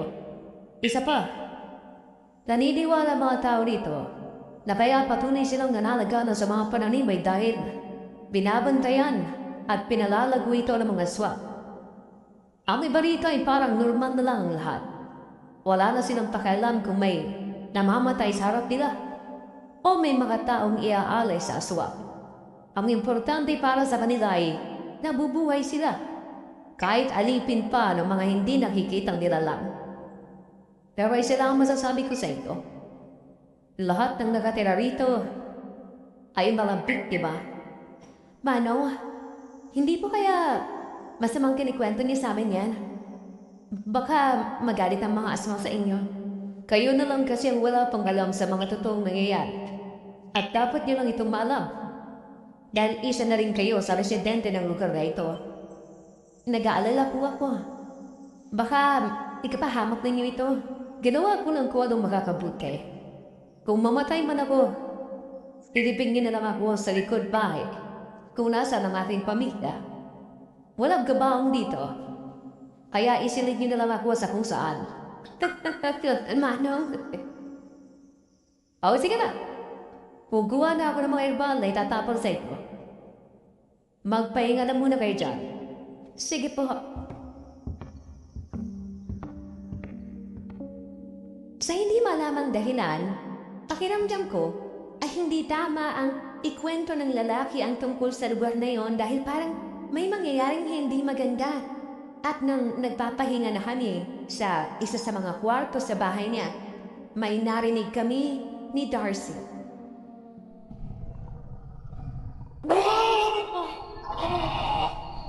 Darcy! Darcy si Manong! Sumisigaw siya. Naririnig ko rin mula rito. Ang mga awil ng mga nilalang. Tara ha, punta natin siya. Baka may magawa pa tayo. Tara. Tahangos kaming tumakbo palabas ng kwarto para puntahan ng lalaki. Pagdating sa sala, naabutan na lang namin siyang nakahandusay at wala ng buhay. Nakatirik ang mga mata niya at itim na ang labi, kagaya ng itsura ni Kiray nang mamatay ito. Ito na nga ba sinasabi ko, Darcy? May hindi magandang mangyayari sa pagkakwento niya sa mga nangyayari sa lugar na to. Ibig sabihin, marami na rin nagsakripisyo ng buhay para ipaalam sa mga bagong nakakarating dito ang mga nangyayari. Ganun na nga. Ngayon, naiintindihan ko na kung bakit ayaw sabihin ni Aling Lourdes ang mga nangyayari sa lugar na to. Grabe talaga. Sobrang nakakaawang mga taong nakatira dito. Wala na silang laya. Konting maling kilos sila na lumalaban sa mga aswang, buhay nilang kapalit. Hindi naman pala masamang taong lalaking ito, kagaya ng una nating hinala. Kaya lang naman sila pumapatay ng tao, ay dahil wala na silang pamimilian. Buhay na lahat ng mga taga ritong nakataya. Gaya nga ng sinabi niya, lahat ng nakatira dito ay mga biktima. Ilibing na natin ang katawan niya sa likod bahay, kung saan naroon ang pamilya niya. Tara. Humanap kami ng mahaba at malaking tela. Pagkatapos ay ibinalot namin doon ang katawan niya. Nakakita rin kami ng malaking sako at doon naman namin sinilid ang bangkay niya. Magkatulong namin siyang pinasan hanggang sa likod bahay. Pagdating doon ay nakita namin ang mga nakaumbok na lupa at ang mga nakatusok na krus sa ibabaw nito. Naguhay kami sa gilid at doon namin siya inilibing. Manong, salamat po sa pagliligtas at pagsasakripisyo ng buhay niyo para sa amin. Habang buhay kaming tatanong ng utang ng loob sa ginawa niyo. Patawarin mo po kami kung wala kaming nagawa. Hindi ka namin naprotektahan. Isipin na lang natin siguro, Darcy. Ito na ang kalayaan niya. Napayapa siya simula nang mamatay siya dahil nakatakas siya sa hirap ng buhay sa lugar na ito. Pero walang dapat na mamatay sa ganoong paraan. Alam mo yun, Angel. Natahimik ako sa sinabing niyo ni Darcy. Talaga naman kasing masaklap yung nangyari sa lalaki at hindi ko may tatanggi yun. Naglakad kami sa lugar na yon. Inoobserbahan namin ang mga residente. Halos lahat ay manungkot. May nakita pa akong mga taong umiiyak dahil namatayan. May mga taong pilit na nagpapakasaya dahil sa mga nangyayari. At sa pagkakataong yon, may napagtanto po ako, Miss Anne. Darcy, may narealize ako. Ano yun, Angel? Ayoko na palang mamatay. Ang daming tao na gusto mabuhay, tapos ako gustong mamatay. Sabi ko naman sa'yo, Angel Maraming mga tao ang naghahabol ng buhay at pinagkaitan ng buhay. Kagaya ng mga residente dito, gusto pa naman sana nilang mabuhay, pero masyado malupit ang mga aswang. Konting maling kilos sila, pinapatay sila. Kagaya mo rin. May tanin ka na. Pero alam ko na hindi mo yan gusto at gusto mo pang mabuhay. Kung pwede lang, Angel. Pero ang ginagawa ko na lang sa ngayon ay nagpapakabuhay habang may buhay pa. Samahan kita, Darcy. Sinubukan naming magpakabuhay sa lugar na yon. Humanap kami ng pwedeng maging trabaho at nakisalamuha na rin kami sa mga residente. Lahat ng mga bagay na pwedeng magpasaya sa amin ay ginawa namin, pero ang lahat ay may pag-iingat. Iniwasan namin ang lahat ng mga bagay na pwedeng magpahamak sa amin at naging maayos naman ang lahat.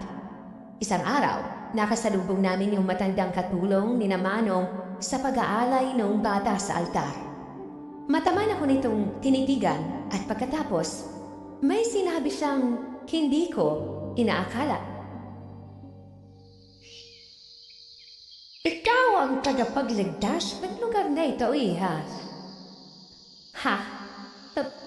Paano niyo naman ko nasabi? Wala naman pong special sa akin. Nararamdaman ko na ikaw ay nagmula sa angkan ng mga babaylan. Hindi pa lang nakikita sa iyo dahil hindi pa bukas ang espiritual mo. Pero ang dugo mo ay kinatatakutan ng mga aswang dahil masyadong mainit at makapangyarihan para sa kanila. Ang kagandahan nito, hindi nila nalalaman kung kontra ba sa kanilang dugo o hindi. Kaya madali mo silang malilinlang. Ano pong mangyayari kapag inalay kong dugo ko sa aswang?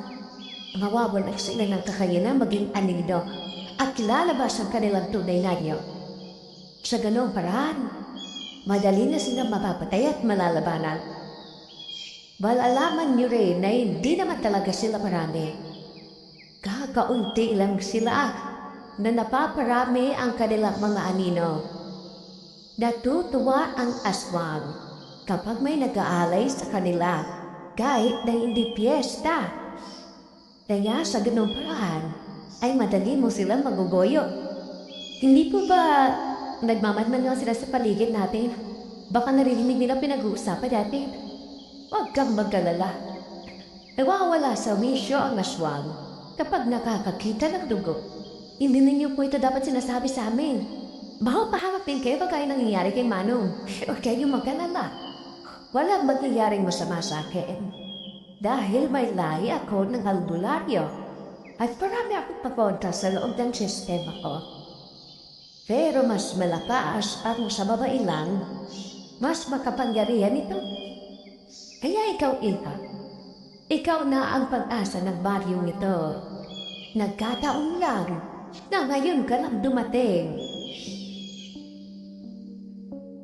Nagkatinginan kami ni Darcy. Nang dahil sa sinabi ng matanda ay nagkaroon ako ng ideya at pag-asa. Sa wakas, may paraan na para makapunta sa lugar na yon. Pumunta kami ni Darcy sa altar kung saan nag-aalay at pagdating doon, inilagay ko ang dala naming maliit na palanggana saka ko sinugatan ang aking braso at isinahod doon ang aking dugo. Alay! Angel, tama na. Marami na yan. Baka maubusan ka ng dugo. Okay na nga ito. Angel, may paparating yata dito. Oo nga. Si Aling Lourdes pala. Ano kayong gagawin niya rito? Tanungin na lang natin. Kayong dalawa, ano ginagawa niyo rito? Aling Lourdes, nutukusan ni Mang Jose na may lahi daw akong babaylan. Talaga? Ibig sabihin, ikaw ang matagal na namin hinihintay sa lugar na ito. Ang dugo ninyo makakapagligtas sa amin. Kaya pala may dala kayong palanggana na may dugo? Ganun na nga pong sabi ng matanda. Iha, sa wakas, mawawala na rin ang mga aswang at makakalaya na ang mga taga rito. Kayo po pala, Aling Lourdes. Anong ginagawa niya rito? Nag-aalay ng dugo sa aswang. Sa totoo lang, ginagawa ko ito dahil nagbabakasakali ako. Sa kapag palagi kong inalaya ng dugo ang aswang, mababawasan ang mga nabibiktima. Kaya po pala may dala rin kayong mangkok.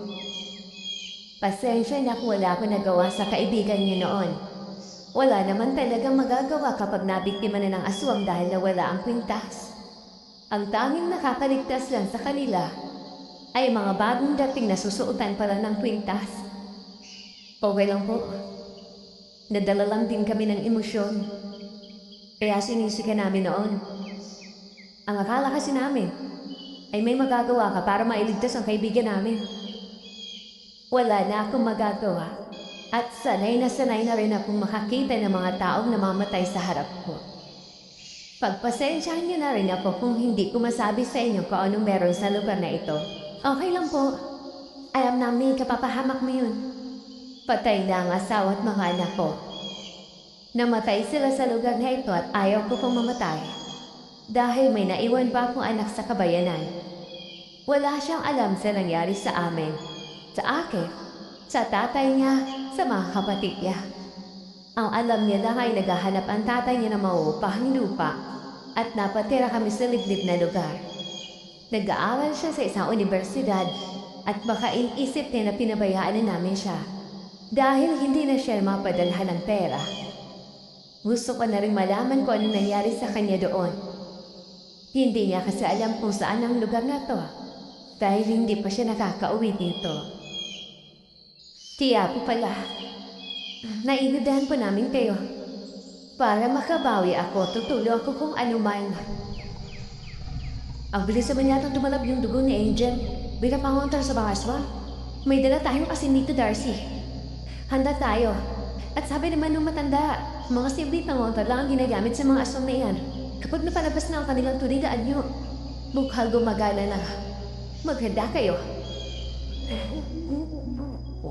Darcy, sa likuran mo. May malalaking bulas na aso na parang halimaw. Dalawa sila.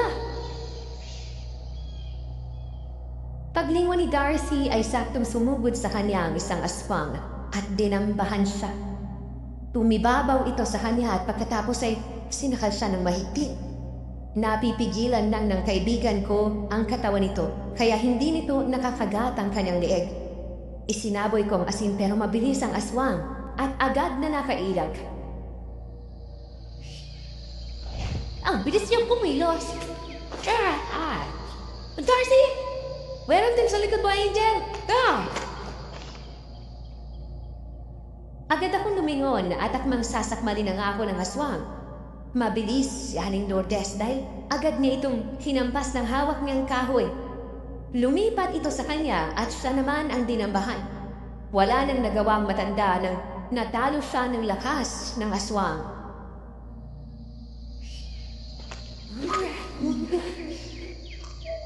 Walang hiya kang aswang ka? Ikaw ang pumatay sa anak at asawa ko. Ikaw ang sumira sa buhay namin lahat. Ay, Diyos ko, anong gagawin ko? Sinong uunahin ko? Isasabi ko pa rin ang mga asin na to. Isinaboy ko ang natitirang asin sa mga aswang at kasabay noon ang malakas na usok na nanggagaling sa may sukalan. Amoy bawang at amoy kamangyan. Ilang sandali pa lumabas si Mang Jose dala ang kanyang buntot pagi at sabay na binanata ng mga aswang. Hey! Hey, walang hiya kayong mga aswang kayo!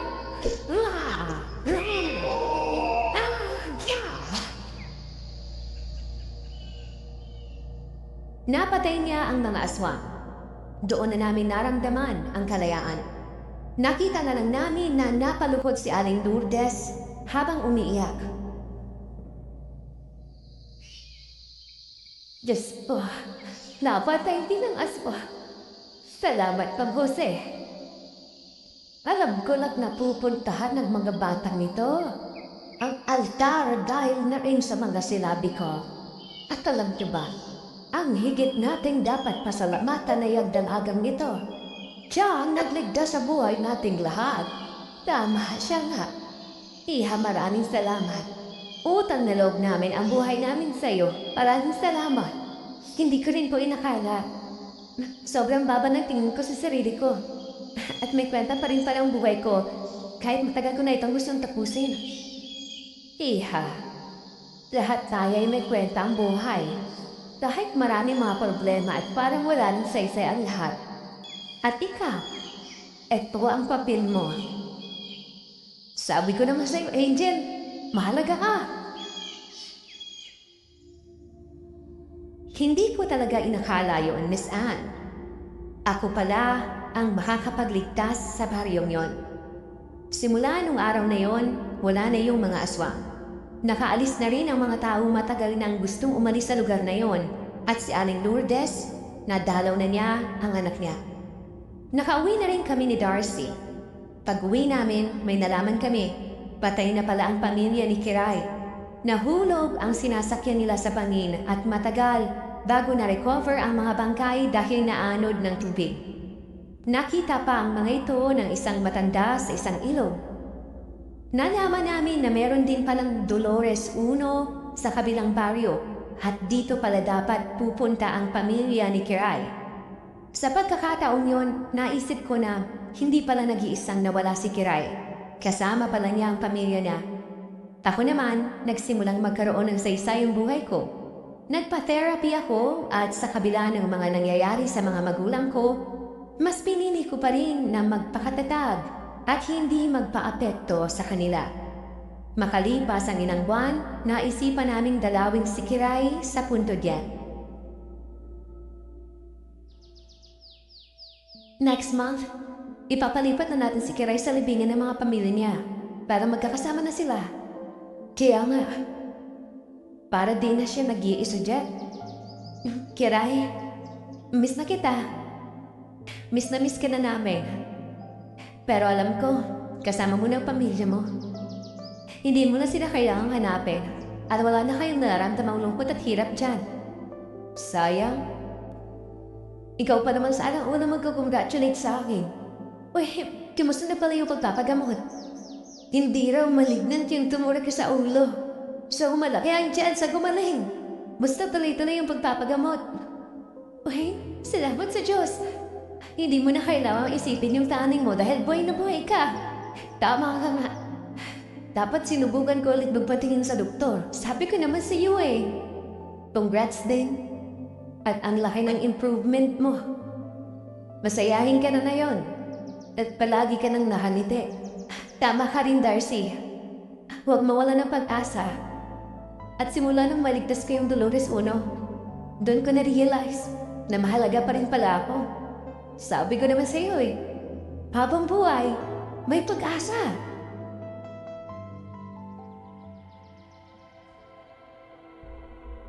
Parehas kaming napangiti ni Darcy sa tinura niyang yon. Parehas kaming naging matatag at parehas kaming may natutunan. Ilang taon na ang lumipas at naging successful na kami sa buhay ni Darcy. Pero hindi po kami nagkatuluyan ha? Talagang magkaibigan lang kami at parehas na kaming may asawa.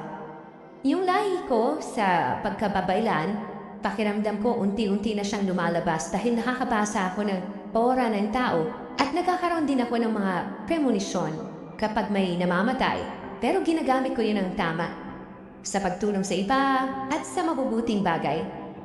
Hanggang dito na lamang po ang aking kwento at sana po ay nagbigay ito ng kilabot at may natutunan ang mga tagapakinig. Lubos na gumagalang, Angel. Sa mga tagapakinig, alin sa mga character ang may pagkakapareha sa inyo? Paki-comment po ang inyong kasagutan at huwag kalimutang mag-like and subscribe. Maraming salamat po.